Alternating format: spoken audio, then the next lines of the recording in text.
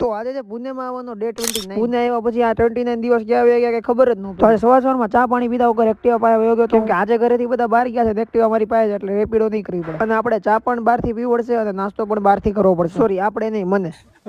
તમને મારું ટેલેન્ટ દેખાડતો. એક હાથથી મેં ફોન પકડ્યો છે ને એક હાથથી હું ગાડી હલાવું છું. એટલે ટ્રાફિકમાં પણ એક હાથથી ગાડી હલાવું છું. કેવું ટેલેન્ટ છે મારામાં. क्या फरमा रहे हो प्यारे भाई? પછી ધીમે ધીમે મસ્ત ગાડી ચલાવતા હું પહોંચી ગયો તો નાસ્તો કરવા માટે. મેં ત્યાં જઈને સીધું ભાઈ કીધું તમારી ત્યાં સૌથી મોંઘી વસ્તુ હોય ને એ નો આપતા સસ્તી વસ્તુ આપજો. પછી ઈ ભાઈ ચા ભરી અને ચા પી અને બન મસ્કા ખાઈને હું દુકાન ખોલવા માટે વયો ગયો. દુકાને જઈને મારે દુકાન ખોલવી પડી કેમ કે દુકાન નહીં ખોલું તો દુકાને જઈશ કેમ. પછી થઈ ગઈ ગુલાબભાઈ ની મસ્ત એન્ટ્રી. ફૂલ ગમે છે પણ કાંટો નડે છે. છોકરી ગમે છે એનો બાપુ નડે છે. મારે કલેજા. પછી થોડીક વાર પછી શંકરભાઈ ની પણ એન્ટ્રી થઈ ગઈ. અમે એકચ્યુઅલી કઈક કરવાના છીએ. પેલા તમારી હાલ સુધારો. શંકરભાઈ ની એન્ટ્રી થઈ પછી મસ્ત ની કોફી મંગાવી લીધી કેમ કે નેસકેફે ની કોફી બહુ મસ્ત આવે. નેસકેફે ની કોફી મસ્ત આવે પણ આ નેસકેફે નો કપ છે, કોફી ક્યાંક બીજાથી લાવ્યા છે.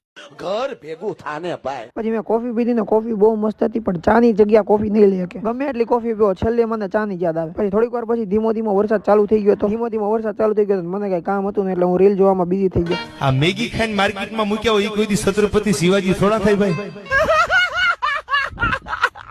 પછી થોડીક વાર રીલ જોઈને પછી પાછો ફૂલ વરસાદ ચાલુ થઈ ગયો. વરસાદ ફૂલ હતો એટલે મને બિરિયાની ખાવાનું મન થઈ ગયું તો બિરિયાની મંગાવી લીધી. દુઃખની વાત એ હતી કે બિરિયાની હતી પણ બિરિયાની યાર છાશ નહોતી. સાઈસ બહુ પીધી ને મને ખટાશ નડે છે. અરે પાડા તારી જિંદગીમાં ધૂળ પડી ભલા માણા. પછી જમીને પછી વેબ સિરીઝ જોઈ. તમારે મને કમેન્ટમાં ગેસ કરીને કહેવાનું કે આ કઈ વેબ સિરીઝ જોવું. જેની કમેન્ટ સાચી પડી અને BMW, ક્રેટા અને મર્સિડીઝ મળી જશે રમકડાની. વેબ સિરીઝ જોઈ લીધી પછી પાછી કોફી પી લીધી. આખા દિવસમાં કોફી જ પીવું. પછી મેં વિચાર્યું કે મારા નામનો મિનિંગ શું થતો હશે તો મેં ગૂગલ ખોલી લીધું મારું નામ સર્ચ કર્યું કેમ કે મને જાણવું હતું કે મારા નામનો આખરી મિનિંગ થતો શું હશે. પછી અલકમર નેમ મિનિંગ લખ્યું તો એમાં આવ્યું કે ધ મૂન. ધ મૂન નો મતલબ છે કે હું બહુ રૂપાળો છું. पहली फुर्सत में निकल.